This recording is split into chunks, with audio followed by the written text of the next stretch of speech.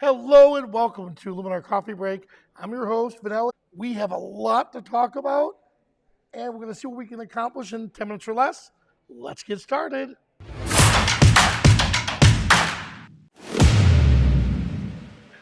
Hey guys, so like we mentioned, we're here in Chicago. Now, you guys have been watching us for the last almost 2 years. Something like that, yeah, close to.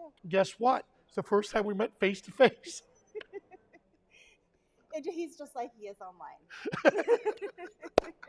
So here, Angela comes walking down late at night after she got off a plane.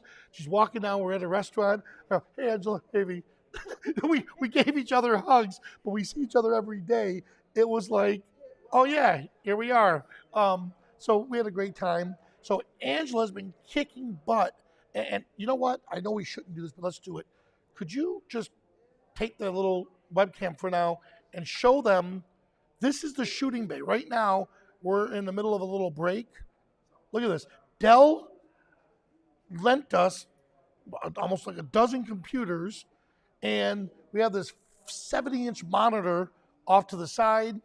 And as you can see, we've been doing live presentations all day long. And the really, really cool thing about all this is people can sit with us, and like we do on our Zoom calls, move it up just a little bit. You got it? Like we do on our AI Insiders, we sit down with everybody and they actually can ask us anything live. They raise their hand. Now, I did have a chance to teach a class on sport portraits. That's my specialty. It was amazing. You saw the models. I mean, what's going through your mind? Because again, you're a landscape photographer. Correct. How do you move over just a little bit this way? Yeah. What do you feel?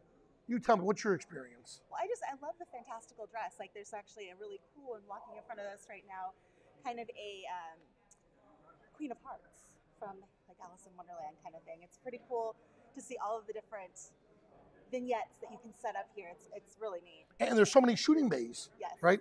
But what's so cool about it is people come in, they photograph, they take a shot, they come over to our editing bay, and they pop their memory card in, raise their hand and ask, hey, how would you edit this photo?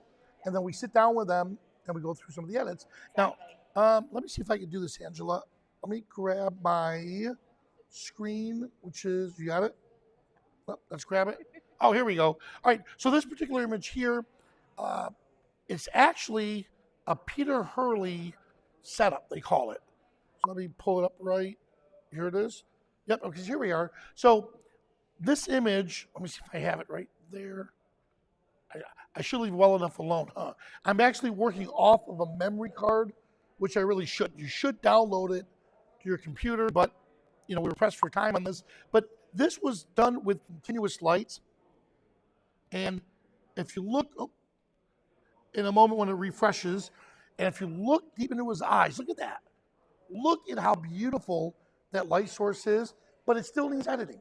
Now, when I photographed this, I instantly saw black and white. So when we come over here, it's funny, I kept calling him Animal too. When I photographed this, let me move this out of the way, all I kept, there it is. And for this photo, recommends black and white. All I saw was this being a killer black and white photo. Come down, let's use this one for example. Look at this. And then let me edit and make it a little bit larger. And so we'll get it up in a moment. But again, I really shouldn't be using it on the actual card itself. But I saw this as a black and white photo. So the cool thing about all that is, there it is, they can actually sit, edit, and then if they realize, hey, you know what? That's not my vision. I didn't want that. They can go right back to the shooting bay, reshoot, and go from there. Let me see, where's my view? Here it is. Let me zoom out. There we are. So, I mean, look at that. One click, and he's a fellow photographer, portrait photographer. He was so excited seeing this, because we're usually the ones that, as you know, we're usually the ones that are in front of the camera, not behind the camera. Yep. So let me pull back up here. There we are. So yeah, we're the ones usually in front of the camera or behind the camera taking pictures. So that was neat. But look how quick we've converted that to a black and white.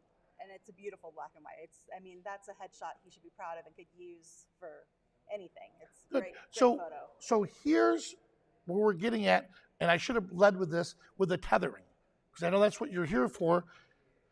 Imagine doing the shooting. They had to take the memory card out, come over to the shooting bay, put it into the computer, do their thing, and then go back again. If you have a wireless camera, my camera's the Nikon Z6 II, that's wireless. My D810 is not. So if I don't have a wireless camera, I buy an iFi card, put that in, and now it's wireless. What are you shooting with? I'm shooting with a Canon R6. An R6 is wireless. Correct. Right? So you use Canon software to bring the computer somehow into the image into your computer. Correct. Same thing with Nikon. I use that. Fuji was the easiest one to set up, in my opinion. It was so simple. But you need software from your camera manufacturer, you typically, to bring it into the computer. Right. Once it's in that folder, the beauty of Luminar, it's an active directory. Right, so it automatically refreshes and you can see your images pop up into Luminar as you shoot them. So you can get a quick preview and be able to adjust as necessary. And one click, beep, you just saw what I just did there. I'm not going to use the words they use. Let's just call it, he called it the O. He goes, holy, yeah, we can't say that. But that one click, I looked at it, saw it as a black and white, and he sat there and he helped out with the collaboration of the edit. Right. He was, oh my God, this is so cool. At that point, if I didn't feel I had a good enough image, I would leave my computer where it's at.